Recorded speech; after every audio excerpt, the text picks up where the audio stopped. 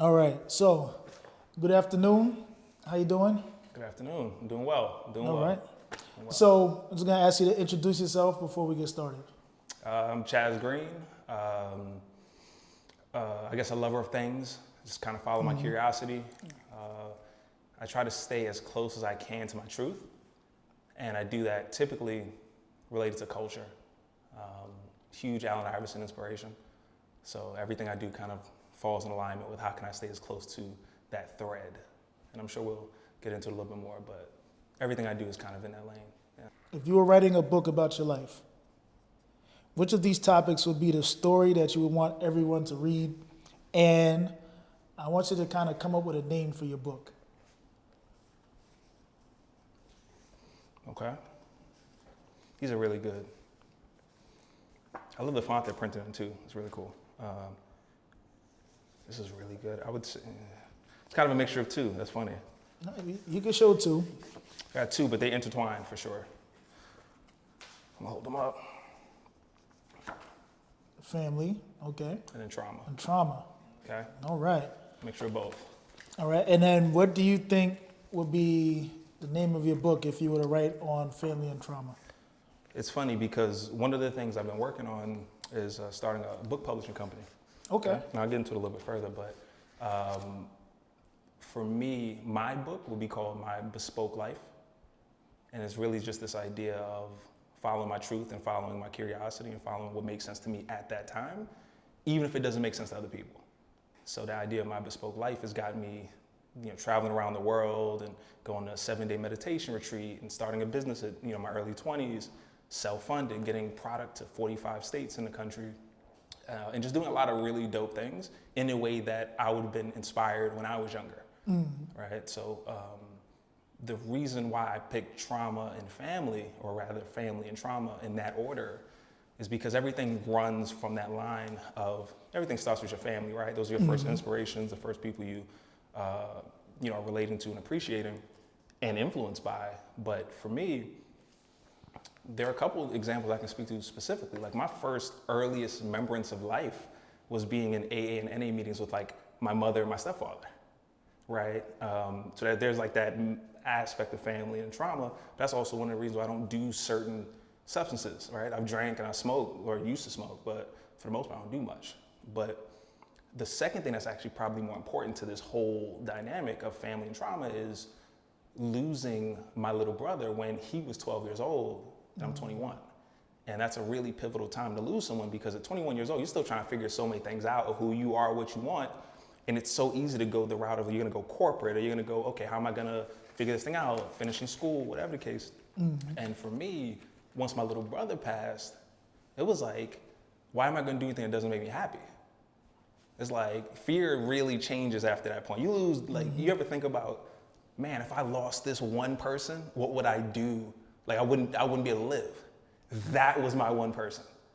So once he was gone, it was like recalibrating everything. And then it became that idea of bespoke life, because it was about, what do I want to do? And then from there, it was just like, I want to do this right now, do this right now. And I'm sure we'll get into some more questions, but that's essentially to kind of sum it up where it comes from. No, yeah, you definitely brought up something very heavy that we're going to get back into when we get into our deeper questions. So, just to start off, I know you briefly mentioned, like, some things that happened in your past with your family, right? And how that's helped shape you now. So I do want to ask you, what are some ways that you would describe yourself? And do you think that people that you're close to would describe you the same way? That's a good question. I would describe myself as persistent. And to answer your question, I think people around me would say something similar, but they'd call it stubborn. So, but it has obviously its pros and cons, as you can imagine. The beauty of it is when things happen, you realize like, oh, I don't need to alter what I want. I need to alter my approach. So I do think those things align. And there's deeper things I can get into outside of that specifically. But when I think of myself, I've never particularly viewed myself as talented. I definitely view myself as more of somebody who just like, yeah, I got kicked in the teeth like multiple times, but kind of back for more, right? So that's more of and I think my family would and friends would actually mention that. And one other thing I'll say on it is, I know because I've asked them. And the reason why is because after my little brother passed, it was a lot of what matters to me and what am I good at and what am I not good at. And I started kind of asking close people to me, hey, what if you could sum me up in one word, what would that be? And that's where, I got stubborn first. And I was like, all right, we got to kind of rebrand this a little bit. Right. But, yeah. Okay. So, and it's funny that you mentioned that you asked friends, what they thought, because that's actually going to be my next question was, and you could just regurgitate their answers. What were some of the things that your friends described you as? Definitely stubborn. At one point, asshole. Asshole was a big one. And that was something I actually spent a lot of time in my 20s recalibrating. And the reason why is because I think a lot of us, we make some mistakes in our early 20s. And then we spend all of our 20s trying to like fix those mistakes. And then a lot of times you can lose yourself in that, oh, well, this person said I was wrong or this, whatever. And then you lose the thing that made you you, right? When you're young, you just living. And you make a few mistakes, now all of a sudden you think you're a bad person. And so for me, a lot of my 20s was trying to like, change people's thoughts or perceptions, as well as say, as well as looking at myself and say, am I a bad person? What do I need to change that? And a lot of times I see a lot of people, it's like they got that shit with them. Like they're comfortable, confident when they're young, bad relationships with friends, girlfriends, this, that. And the next thing you know, they turn into like Carlton Banks or some shit. Or like they turn into like their whole thing, their whole edge, their whole feeling, that whole energy is just gone. And to be honest, unless you like really work hard to like get it back, by the time you're 30, you neutered. Like you completely neutered. And from there, in my opinion, it's kind of downhill from there. Yeah.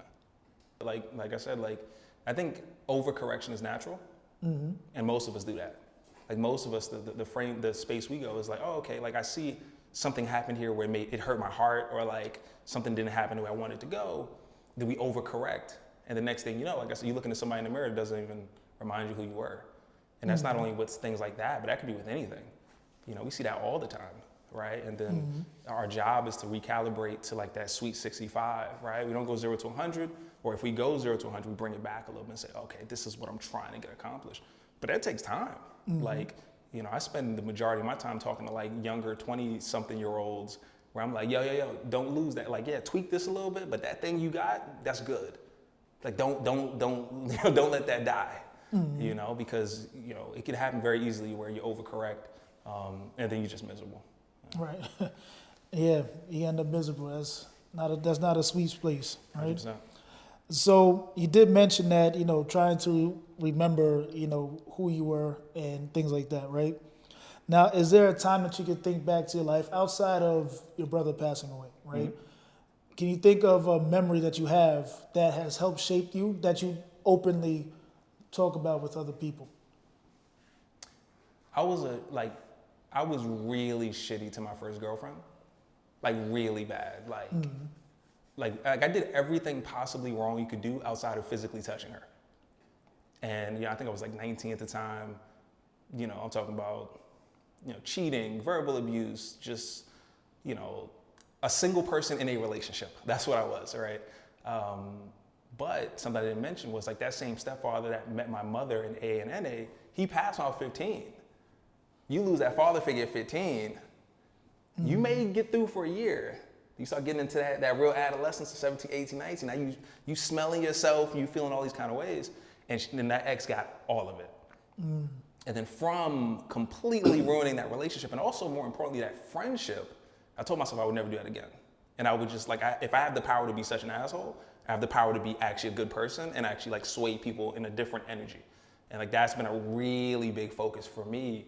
And I'm blessed where like a lot of people, they make that mistake of really doing terrible by a spouse, so let's say a girlfriend, and they keep making the mistake with future relationships. I was like, no. I was like, I fucked that up. No, it was complete opposite of like what I did in that first relationship with every relationship forward. So I told myself, if the relationship don't work, it ain't gonna be on me. Right. So that was probably one of the bigger things too. Okay. And as I would say, as part of your development, have you ever actually gone back to your ex and had a conversation with her about everything that transpired between you two? You know, I don't think so. I think it was so long ago that like maybe we spoke about it a little bit, but not to a point where like I'd be able to communicate now. Because I think one thing to keep in mind that was very unique at that time was I had also, this speaks to my little brother passing too, that was around the time all that shit was happening at the same time. So I don't think I necessarily spoke to her, like she knew everything that was happening, but you know, when your heart is in it, it's tough to really understand. It's like somebody who's has a drug problem, a drinking problem. It's like, you just dealing with this person. Like, it don't really matter. Like, yeah, you understand for a little bit why this person's going through this, but at some point you're like, yo, I gotta go. You know, I think, so to answer your question, I really don't remember, to be honest. Yeah, but I know at least there was at least a little conversation, but it wouldn't be articulated the way I can articulate it now. Okay. So I'm going to stay with that time, right? Because you mentioned a lot of things were happening at that same time, late teens, right, early 20s. It seems like a lot of defining moments in your life were happening at that time. Yep. Right? Where were you at in your life, I would say, at that time? Like, were you in school? Were you working? Great question. So at that time, let's see, I was 19. I was 19 when I first had my own place. And something to keep in mind too, like y'all already know, if you're from New York or live in New York, it's expensive as shit. And it was like that back then. So Right. I was working, I think, 2 jobs at the time. I was working 2 jobs. My mother had actually moved to Boston.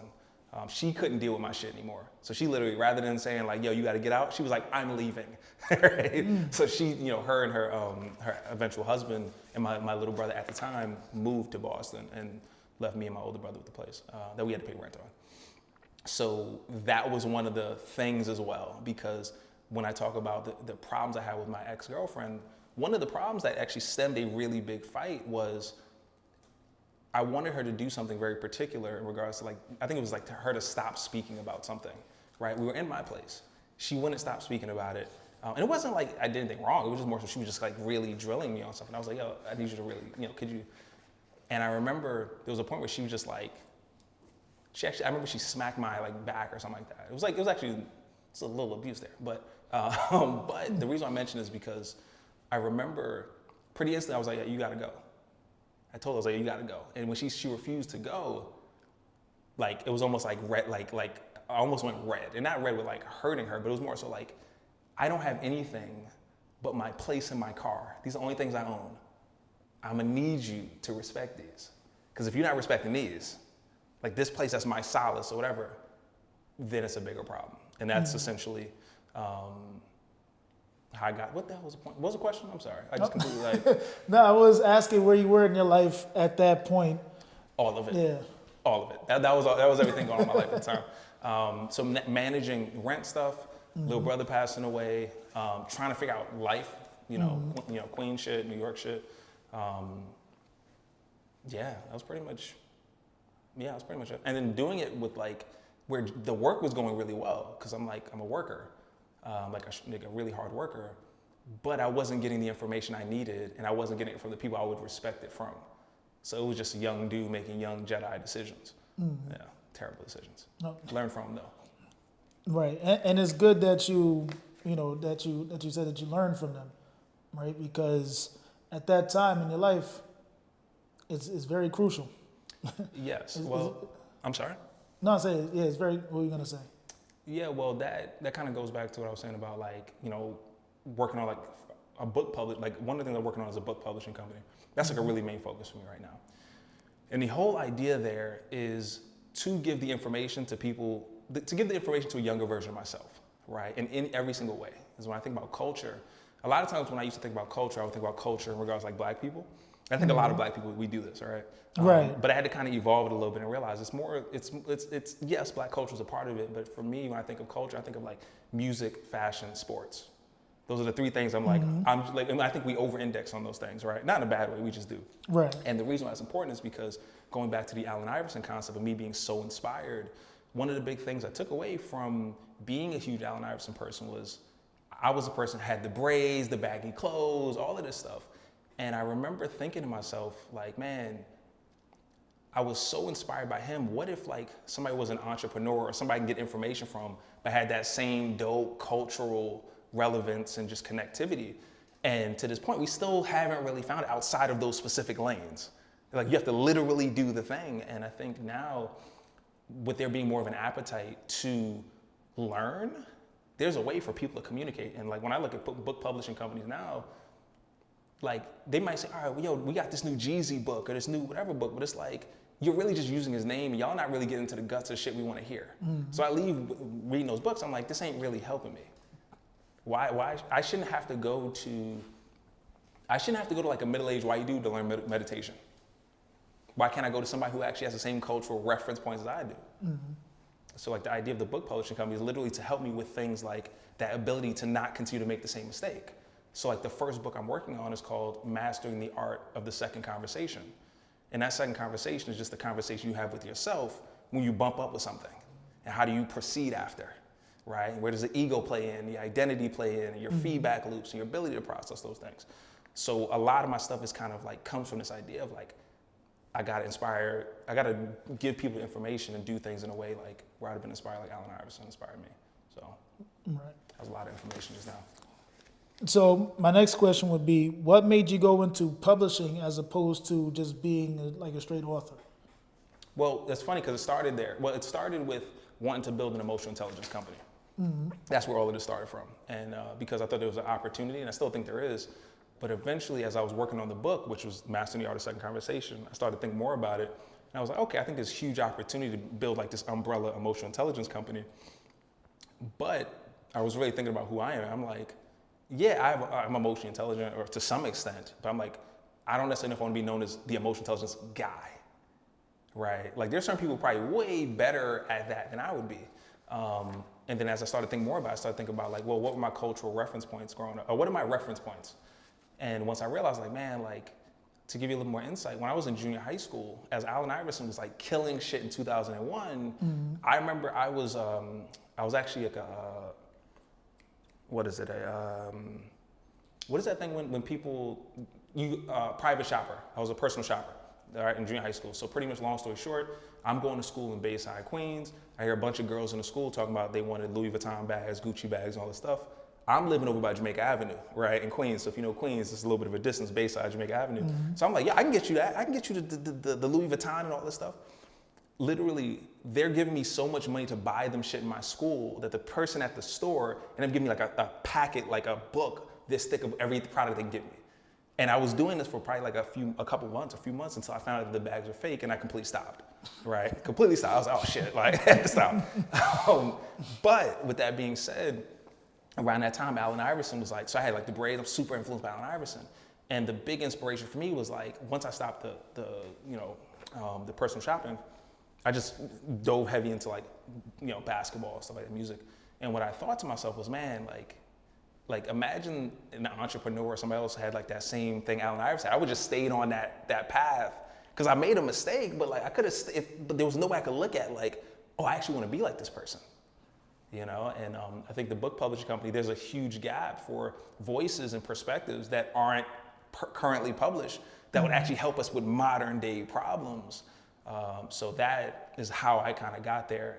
So it started with Emotional Intelligence Company, ended up evolving into the book. And then once I thought about the book, I was like, wait, people need to learn how to process their second conversation, but people also need to know about a bunch of other shit that we're dealing with right now, right? And I know for me, I saw how many books I had to read in my 20s, and I'm a personal believer that the way a lot of these books are written that are good information, I hate to say it, but a lot of them are regurgitated information, and a lot of times it's just white people with the mainstream ability to get like distribution. But the problem is in my personal opinion, if you're into culture and all this other shit, when you read that, if you read 200 books from authors like that, you start to lose that same cultural appeal that you appreciate and that other people would respond to. So a lot of what the premise of the book publishing company is, how do we create that thing so you're not like, you're always involved in that cultural thing where you can still be yourself and you're not tugging in two different directions, right? That's the premise of how I got there. You're starting your company and you're getting through everything. Are there people along the way that are helping you out, or are you kind of just trying to do this on your own? Great question. So I guess you could say technically on my own, but there's always people like kind of like I'll call for just guidance of, even if they haven't started a publishing company, just to get some input or some type of perspective. I was speaking with an editor the other day. It's actually something called a book doctor. And a book doctor pretty much just like edits your stuff, but they also help rewrite certain things after you've written it. And so that person was helping, but they just didn't understand the culture. It's like, if you don't understand what I'm trying to do, you got to go. Right. Respectfully. Right. No, I understand. Yeah. I understand. So. And my mom too. My mom will always, like my mom is the truth. So like, I know I mentioned her and my stepfather meeting A and NA, but she hasn't had a drink or anything in over 30 years. Right. So shout out to moms. But she's the one who kind of allows me to follow my curiosity and just try shit. So she's somebody I definitely lean on. Sure. Oh, you actually answered my next question, because I was going to ask how, if your mom is helping, and how has your relationship been since she moved? Since you mentioned she moved away, kind of to just get away, is that helping you along with your journey? Great question. So when she first moved, I resented her. I was about to say hate, but we can't hate our mothers. Like, gotta relax. So no, I resented her for a while actually, and then even when my little brother passed, it happened. He was in Boston when it happened, so it was very tough. It was very tough for me. Eventually, I kind of worked to get over it. Like I still 100% have traumas from it, like no question, because I personally think it could have been avoidable. But our relationship is cool now. I actually made the decision a little while back. I lived in Atlanta for a year for some job stuff, and moved back up here. Ended up moving back in with her just because I wasn't really sure where I wanted to live, and I wanted to keep my options open. So I've been there. I'm literally with my mom, like literally right now, because I'm like, market looking a little crazy, don't want to like tie my money up, and she's been nothing but supportive. She be kind of moving my shit around. I don't really like that, but like, other than that, it's cool. All right. So you mentioned that your brother was in Boston when he passed away, and he was with your mother, right? And after your brother passed, you felt resentment. After your brother passed, you felt resentment towards your mother, right? Sure. Were there any feelings that you had, like in turn, that you never shared with your mom? That's a good question. I would probably say that I still slightly resent her for it. Way bigger than I would like to admit. To be honest, I still resent her to a point where I don't even want to hear her mention his name at all. Like, no, oh, I remember when, no. Like, I don't want to hear. So like, yes, that is one thing. And maybe she knows, or maybe she doesn't, but that's definitely one of those things, because there was a point where, to make a long story short, I was looking into adopting him like when I was 21. So before he passed, I knew the way things were happening in Boston. I was like, that's not sustainable. And I was literally looking to the paperwork and how I was going to set up my life and my work and everything so I could adopt him, and he passed before I could do it. Yeah. Do you mind us asking how did he pass? Yeah, so he was autistic, right? And he was at 12 years old. I think he was probably pushing like 220. He's like 220 pounds, like 12 years old, and he was autistic. And it was all vibes. We were always, a great family, and we were always, great. And then when they moved to Boston, something to keep in mind. Remember, I said my stepfather was his father. My stepfather passed when I was 15. He was maybe 6. He was autistic, never went to the funeral, and I don't think he ever really understood what happened to his father. Now my mom has a new husband, they're in Boston, and now all of a sudden he's having behaviors. And he's a big kid. Like he's 200 something pounds, big kid, autistic, to a point where they started having to, call the police, and he's 12 years old, and he's autistic. He's a good kid. It's just, so between calling the police and then eventually giving him like medications to calm him down, but you can't give a 12-year-old child adult medications. I don't know how they prescribe that for him. So eventually he ended up passing of an enlarged heart from that. Yeah. Okay. So since you sort of put the blame on her, because she was the one that was administering the medication? That sounded very, that was funny, like administering it. She, I think her and her husband were, but like, it was one of those things, I think she did the best she could with the information she had at the time. Okay. But yeah, there's definitely like still a little bit of, because if I'm 21 at the time and I'm seeing the writing on the wall, like, yo, there's issues here, Because I would come up and visit him, and I'm seeing he's like half, like he's walking, he's like half asleep, kind of. I'm like, yo, what is this? Like, this is not my little brother. So, yeah, that was definitely still, yeah, it's still. I don't know what your question was, but it's. No, you answered it. Okay, Yeah. my man. Earlier, I asked you a question about a memory that you have that you feel helped shape you, that you openly talk about, right?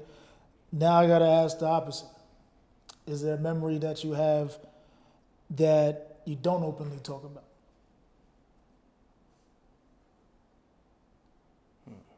That's a really good question. It's funny because I'm actually, as you can imagine, pretty open. I would say, and I think, to be fair, honest, I feel like most people like who are super close to me know this, but it was really a cocktail of all of that shit that happened to me young. That was the only thing that could even change the way I was moving, because I was moving crazy. And like, what happened was after all of that stuff happened, I took that as like, after I lose my stepfather, lose my little brother, mom moves out, girlfriend leaves, you know, I'm paying all this rent, all this shit is happening one time, and it's not happening to anybody around me. What happened to me and the way I took that, and this kind of shaped everything I do moving forward, was I took it that like my karma was that bad that all that shit happened to me. And then from that, that's when you saw like a pretty instant shift in like, oh, I need to be better as an individual, as a person. Then I took a lot of weight on myself to be like, not only, you know, do I have aspirations for certain things, but it's like I need to actually put the energy into being a good fucking human being. And so like that's probably something that most people don't know. Yeah. Okay. So, and what do you think were the steps that you took to, once you recognized that there needed to be a change, what were some of the steps that you did take to start that change? For the first year, it's crazy because, like I said, never was really a smoker or drinker. That first year, when I was 21, after he passed, drinking and smoking, 1 year straight, drinking and smoking. After literally my earliest memories being an A and NA. Right. So that first year was straight up depression, drinking and smoking. And eventually, I remember it was like 2 weeks straight. I was at one of my homies' crib. We were playing NBA 2K for like 2 weeks straight and ordering Domino's and smoking weed. That's all we were doing. And at some point, I was like, yo, this can't be life. I was like, this is not it. So from that point, I was working at a group home with people with Down syndrome. And I had a lot of time on my hands because, you know, they were adults and they were high functioning. So they could shave, they had girlfriends, boyfriends, they moved around and could do stuff. So I just had 8 hours here, 16 hours here just to do whatever. I actually picked up reading, bringing it back to the publishing. So keep in mind, I wasn't a reader. I sucked in school. I picked up reading at like 22 years old. I was late. And the book that actually changed my life, and some people aren't going to want to hear this, but it was actually 48 Laws of Power. And the reason why it was 48 Laws of Power is because I'm working at this group home. And you would think a group home would be pretty chill, like people aren't dealing with power at a group home. It's just a group home. You help people out. And once I read the book, I could see the power moves that people that work there were doing. And this is at a group home. There's no, oh yeah, you can become this thing. It's like, no. Right. It's people just dealing with each other on a day-to-day basis. Like people who work there, not live there, but work there. And once I saw, oh wait, there's a power in books to unlock something. Like the way I view a good book is almost like taking LSD or some shit. Like your perspective completely changes and you can live a completely different life after. And then from that point, I just started reading every fucking thing I get my hands on in my 20s. I ended up reading over 200 books of just shit I was curious about. That's what led me to a 7-day meditation retreat and led me to all these random things I wanted to do, was from that like just curiosity, because I wanted to be better than I was. And if you're not learning, you're dying, you know? That is true. Now, you mentioned that you weren't the best student in school, right? Knowing that about yourself and people knowing that about you, when you decided that you were going to go into an academic space as a career, was there a lot of pushback? Well, it's new, funny enough. I had started, so the business I started in my 20s was actually, it was something called TrillTea. And it was really just this idea of like, it was a tea company, like a ready to brew, but it was like premium brand type of thing. But it was, if you really just think of like Red Bull, like a hip hop version of Red Bull, right? That's really what it was like a lifestyle tea brand where singers drink tea, rappers and all that stuff. So I went through that lane and stayed close to culture. This is where culture plays a part in their music, sports, fashion. So I was there and like literally built that business, or at least started that business, got it to 45 states, went into debt from it, and then got out because I had to, pay off the debt. So getting to that point now of like, hey, this is what I want to do. I don't think it's a shocker because I've always tried to teach people in the things I do. So no matter what kind of business it is, I always have I have a energy that comes from my family, which is essentially a bunch of social workers. Like, believe it or not, like most of my family is social workers. So I will always have that little bit of like, there's gotta be a lesson here. So even with TrillTea, the whole idea of TrillTea was to build a tea company or a consumer packaged goods company, similar to how like a record label will build a record label. You have Interscope and Death Row, whatever. And with TrillTea, we own culture as TrillTea, and then we like bring in somebody who's like those kids who sell chocolate on the train. Yo, I actually know how to go to factories. I can bring you to the factory, show you how to do this, and then I'll pay you and give you a business, and you can use your culture because you're younger than me. You're gonna understand culture better than I do, and then just keep that thing going and teach these kids how to like start consumer packaged goods with their own culture that like they can just kill shit on. That was the whole premise of TrillTea, but it's really that like social kind of aspect of like, nah, like we gonna get this money, but it's got to make sense too. So the idea of like essentially skipping the middleman at this point, like, yo, I just want to get you directly to the information. The book publishing company only made sense. Mm-hmm. And it's funny that you mentioned skipping the middleman, because I was going to ask, along your journey, right? At any point, did people make you feel like, you know, you were in the wrong place, or you felt like you were out of place, or you kind of felt like you had to fit in? Yes, all the time. I still feel that way. You know, I think it's tough because, like, the fact that I care about information, or I'm like always like listening or learning or talking to people, I think people can have a perception of what I am. And I try to tell them like, yo, like, I got that thing in me. Like, I'm a Leo, it's a fire sign energy. So like that, yeah, I got that thing in me, and it's hard to communicate often. Could you repeat the question one more time? I want to like kind of elaborate a little bit further. You said. So I mentioned that, you mentioned that you were skipping the middleman, and I asked, at any point, were there people that were making you feel like you were unwanted in the space that you're going into, or felt like you kind of had to fit in? And especially since I know you mentioned like you're not really a big school person, right? Well, it started, it's funny because right now, no, but it's still pretty early on, right? But it started really before TrillTea. Before that business, I go to an expo, a tea expo in California. So anytime you get into a business, there's associations, expos that you should go to, because that's where you actually meet people. And I remember there was a bunch of white people there, and it's cool, white people. And I remember they kept calling me and my ex-business partner like the cool kids, like the cool guys. And I was like, this is kind of racist, but that's fine. But I remember I went there because I'm like, I'm coming here as a business person. I'm not coming here to be fly and all this other. I'm coming here to be a business person, just like everybody else is here for business reasons. But they kept calling us that. And we didn't have even the idea of a TrillTea yet, of a lifestyle tea brand, like steeped in culture was our tagline. That came up from like going to these expos and being like, oh, you trying to tell us we the odd men out, right? Whether purposely or not, but like it was kind of like, oh, y'all the. Then it was like, oh, I'm gonna show you what the cool kids are, like, right? You know, and then that's where that separation came. And so yes, started with TrillTea, and I expect the same thing from the book publishing company, but it just is what it is. No, right. So in those places, you're trying to be authentic because that's what you're trying to build your brand on, right? You're trying to be authentic. But at any point, do you feel like, I got to put a mask on, I kind of have to play the game, I might feel a little fake doing this, but I kind of have to?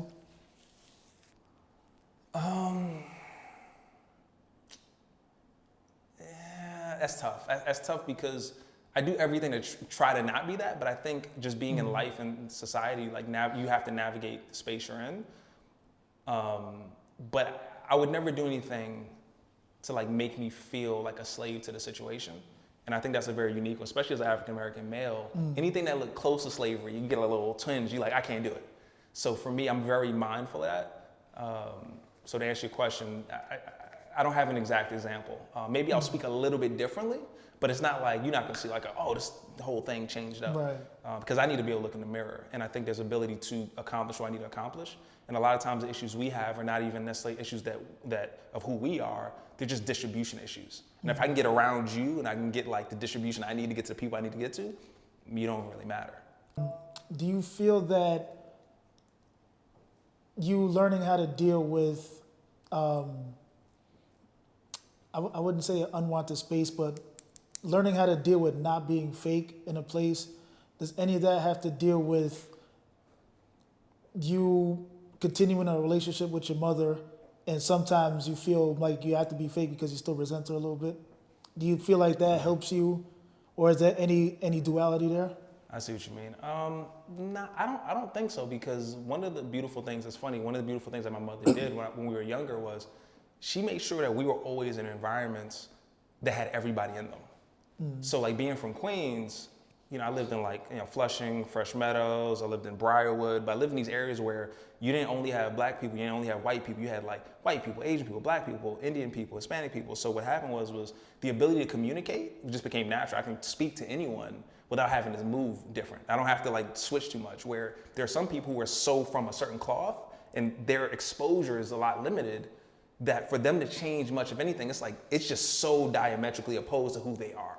Whereas me, I think I'm just like built for like global like dominance. Like I think I'm built to be able to go anywhere and communicate with anyone. And that helps me because I don't have to change much. It's like I can come in here and I can be able to speak to you. And like if let's say you could be an old white person, I would speak the same just because I can communicate with anybody. And they say Queens is the world's borough, right? Facts, facts. Shout out to Queens. Listen, Queens, you can go anywhere in the world, and like there's a place that will maybe remind you of Queens. You'll feel a little more comfortable.